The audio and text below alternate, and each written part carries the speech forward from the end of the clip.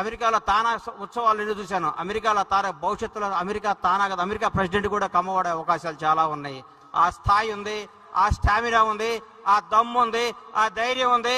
ఎవరికైనా ఎదురు తిరిగి నిలబడి సవాలు చేసే సత్తా ఉన్నవాడు కమ్మవాడు. చెరువులో పడ్డాడు ఈత్తం చూసాం, వాగులో పడ్డాడు కొట్టుకురావటం చూసాం, బోర్లో పడ్డ పైకి లేచేవాడే కమ్మవాడు. మామూలుగా బోర్లో పడితే ఎవరైనా చచ్చిపోతారు, బోర్లో పడ్డ పైకి రాగలిగే కెపాసిటీ ఉన్నవాడే కమ్మవాడు. కమ్మవాడిగా పుట్టినందుకు గర్విస్తాం, కమ్మవాడిగా పుట్టినందుకు ఆనందిస్తాం.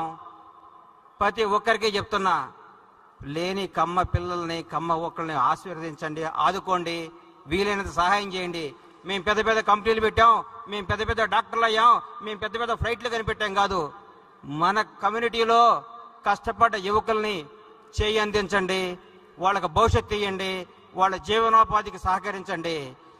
ఒక్క ప్రతి కమ్మవాడు మీకున్న స్థాయికి 10 మంది పిల్లల్ని మీరు కానీ ఎంకరేజ్ చేయగలిగారంటే భావి తరాల్లో మన కులం, మన కమ్యూనిటీ ఉన్నత స్థాయిలో ఉండాలని కోరుకునేవాడిని. ముఖ్యంగా నేను చెప్తున్నా, రవి అస్తమించని దేశం ప్రతి ఊళ్ళో కమ్మవాడు జెండా ఎగరేస్తున్నాడని కొత్తగా తెలియజేసుకుంటున్నాం. నన్ను ఒక ఆయన అడిగాడు, అరే కమ్మవాళ్ళు అంటే ఏంది అని.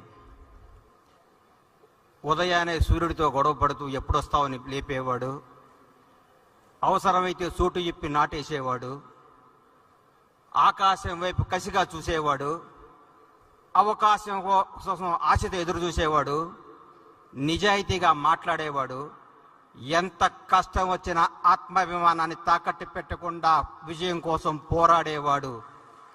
నువ్వు మీసాల వైపు తిప్పుకుంటూ నేను సాధిస్తాను అని తపనతో పరిగెట్టడానికి చిరుతలా పరిగెట సిద్ధంగా ఉన్న యువకులు ఉంటారు చూడండి, అదే కమ్మవాడు అని చెప్పా.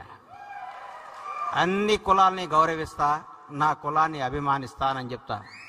నిజం చెప్తున్నాం సార్, కమ్మవాడు అంటే కష్టపడేవాడు, కమ్మాడు ఉంటే కసితో బతికేవాడు, కమ్మాడు అంటే కడుపులో తీసి పెట్టేవాడు, కమ్మాళ్ళు ఉంటే ఎక్కడ బతుకు తెరువు ఉందో అక్కడ పరిగెత్తుకుంటూ పోయే